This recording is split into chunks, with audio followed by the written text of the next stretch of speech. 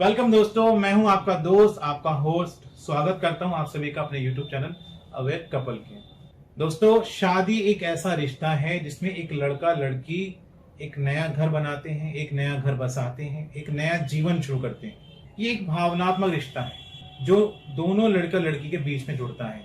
साथ में इसमें दो खानदान भी एक दूसरे से जुड़ते हैं, नए रिश्तेदारी बनती है, नए लोग एक दूसरे से मिलते हैं। अगर ये कहा जाए कि शादी पूरी तरह से एक इमोशनल रिश्ता है तो ये गलत नहीं होगा।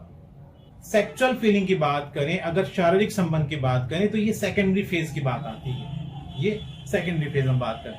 अब देखिए, कुदरत ने लड़का और लड़की दोनों के अंदर हार्मोन्स डाले हैं, और ये जो हार्मोन्स हैं जिसको हम सेक्सुअल हार्मोन्स कहते हैं, ये ही लड़का और लड़की को एक दूसरे की तरफ आकर्षित करते हैं। क्यों डाले दोनों के अंदर हार्मोन्स? इसलिए डाले हैं ताकि वो एक दूसरे के करीब आए, मेटिंग करें और अपने वंश को आगे बढ़ाएं।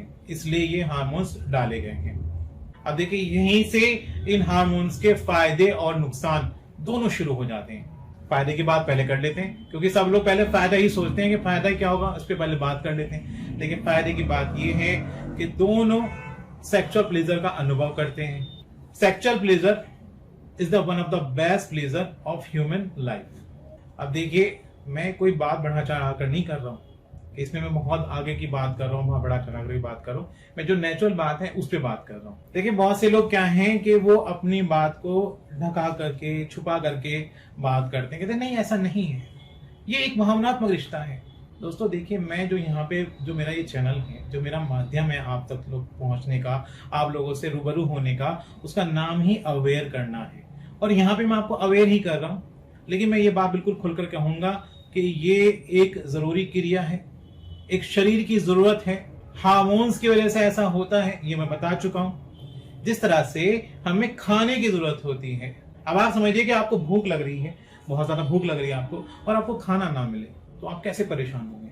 दूसरा, अगर आपको नींद आ रही है और मैं आपको आकर के नींद से झुंझोड़ देता हूं, उठा देता हूं कि भाई उठिए, सोइए मत आप, तो कैसा फील करेंगे। अब आप ये सोच लीजिए कि आप मान लीजिए कि आप कई दिन आपको सोए हुए हो गए हैं, आप बहुत रातों से जागे जा रहे हैं, तो क्या होगा मेरे दोस्त? आपका जो मेंटल डिसबैलेंस होगा, आपका बैलेंस बिगड़ जाएगा, मेंटल बैलेंस बिगड़ जाएगा। आप एक अजीब से डिप्रेशन में चले जाएंगे, एक अजीब सी बीमारी के शिकार हो जाएंगे। उसी तरह से अगर आप अपनी सेक्सुअल डिजायर को पूरा नहीं कर पाते हैं तो आपके अंदर क्या आएगा? आपके अंदर चिड़चिड़ापन आएगा, आप डिप्रेशन के शिकार होंगे, जरा सी बातों पे आपको गुस्सा आएगा। देखिए दोस्तों, कई बार क्या होता है कि बात हम कुछ और कहना चाहते हैं और कुछ लोग गलत समझ जाते हैं। अब मेरे कहने मतलब यहाँ पर ये नहीं है कि जैसे हमारी डेली नीड है खाने की, सोने की, उसी तरह से सेक्सुअल डिजायर की भी डेली नीड होगी। देखिए, जो लोग शादीशुदा होते हैं वो मैनेज करते हैं कि कब उनको सेक्स करना है, कब उनको नहीं करना है। तो ये यहाँ मैं कहना चाहता हूँ कि मैरिड कपल के बीच में ये एक नेचुरल सी बात होती है और उसको आराम से मैनेज करते हैं। इसका मतलब ये नहीं कि आप रोज इसका आपको डिजायर हो, रोज ही आप सेक्सुअल संबंध में आए, ऐसा नहीं है। बट हाँ, मैनेजमेंट होता है और ये एक नेचुरल सी बात होती है, और इसको रोज नहीं तो लगभग महीने में 3 या 4 बार, 7 या 8 बार लोग करते हैं, क्योंकि ये शरीर की एक जरूरत है, हार्मोन्स का बैलेंस है। अब देखिए क्या है, ये तो बात हो गई है कि फायदे की बात। अब नुकसान की बात, कि अगर हार्मोन्स में थोड़ा इम्बैलेंस हो जाए तो नुकसान की बात क्या है। यहाँ पर आज जो मैं बात कर रहा हूँ वो पुरुषों के हार्मोन्स के इनबैलेंस होने पे बात कर रहा हूँ, कि अगर पुरुषों के अंदर हार्मोन्स का इनबैलेंस हो तो उनको सेक्सुअल लाइफ में क्या क्या प्रॉब्लम आ सकती हैं, इस पे बात करेंगे। देखिए, मेल्स के अंदर बेसिकली प्रॉब्लम्स आती हैं, और कहूँ तो ज्यादा जो प्रॉब्लम्स आती हैं वो मेल्स के अंदर आती हैं, चाहे वो बढ़ती उम्र की वजह से हो, किसी बीमारी की वजह से हो, किसी दवाई के साइड इफेक्ट की वजह से हो, तो ये प्रॉब्लम मेल्स में आती है। तो उसमें जो प्रॉब्लम आती है उसमें एक प्रॉब्लम होती है अर्ली डिस्चार्ज की। अब अर्ली डिस्चार्ज क्या होता है, इस पे भी मैं आपको अवेयर कर देता हूँ। अर्ली डिस्चार्ज होता है कि समय से पहले वीर्य का निकल जाना, ये अर्ली डिस्चार्ज कहलाता है। दूसरी जो परेशानी होती है उसका नाम है ईडी, यानी कि इरेक्टाइल डिस्फंक्शन, और ये एक ऐसी परेशानी है जिसकी वजह से बहुत दिक्कतें आती हैं। होता क्या है ईडी के अंदर? ईडी का मतलब ये होता है कि आपके पेनिस के अंदर हार्डनेस की कमी होना। आपका मन तो कर रहा है, सेक्सुअल डिजायर है आपके अंदर, लेकिन आपके पेनिस के अंदर इरेक्शन नहीं आ रही है। तो ऐसी कंडीशन में क्या होगा? ऐसी कंडीशन में क्या होगा कि आपकी जो मैरिड लाइफ है उस पर इफेक्ट पड़ेगा। इफेक्ट क्या पड़ेगा? क्योंकि जब आपके पेनिस के अंदर इरेक्शन ही नहीं आ रहा है और आपकी पत्नी की डिजायर है इस समय, तो आप कैसे अपनी पत्नी को संतुष्ट कर पाएंगे, तो आज की जो वीडियो है उसके अंदर मैं बताऊंगा आपको कि बिना पेनिट्रेशन के कैसे आप अपनी पत्नी को सेटिस्फाई कर सकते हैं, संतुष्ट कर सकते हैं।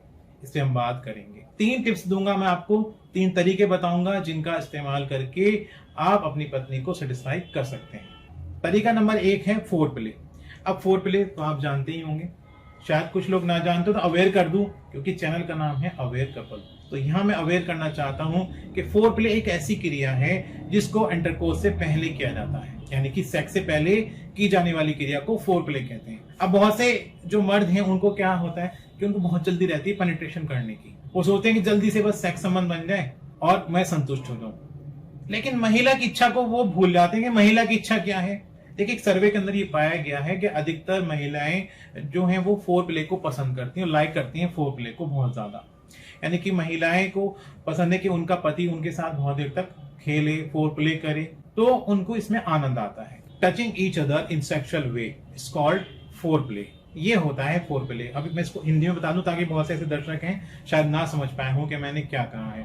देखिए, सेक्सुअल की क्रिया के अंदर एक दूसरे को टच करना, एक दूसरे के अंगों को टच करना फोर प्ले कहलाता है। तो जब आप अपने फोर प्ले के टाइमिंग को बढ़ा देंगे तो आप अपनी पत्नी को फिर जल्दी संतुष्ट कर पाएंगे, क्योंकि बहुत सी महिलाएं ऐसी होती हैं जिनको फोर प्ले बहुत पसंद होता है और अधिकतर महिलाओं के अंदर ये पाया गया है।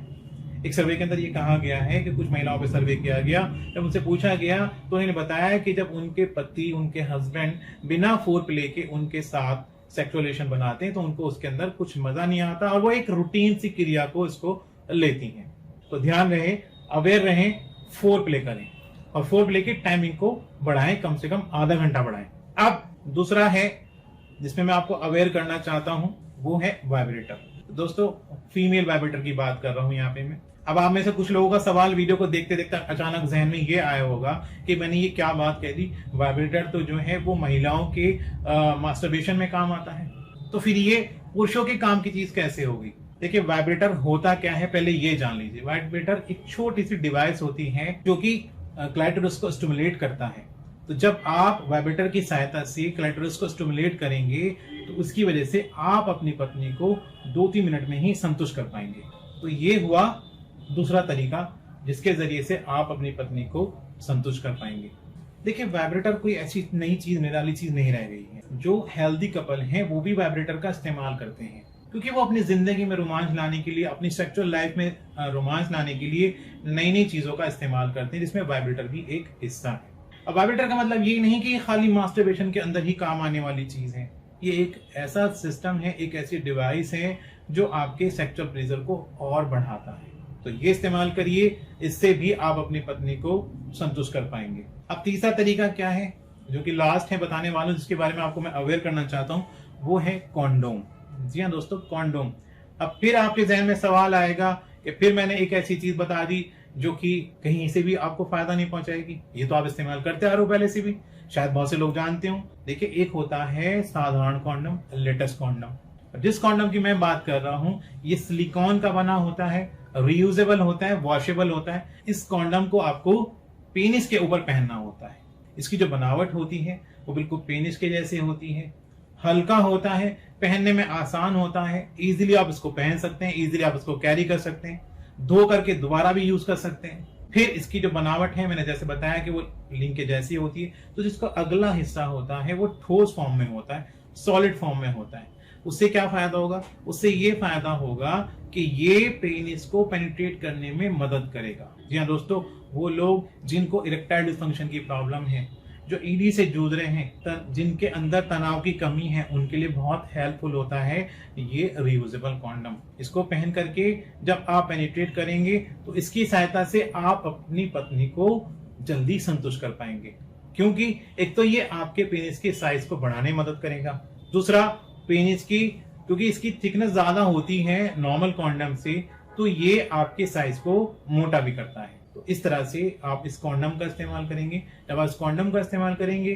तो इससे आपको फायदा ये होगा, एक तो आप अपनी पत्नी को संतुष्ट कर पाएंगे, दूसरा आपका जो वैवाहिक जीवन है जो कि इरेक्टाइल डिसफंक्शन की वजह से खटास में जा रहा है, उसको आप बचा सकेंगे, मनमुटाव से बचा पाएंगे।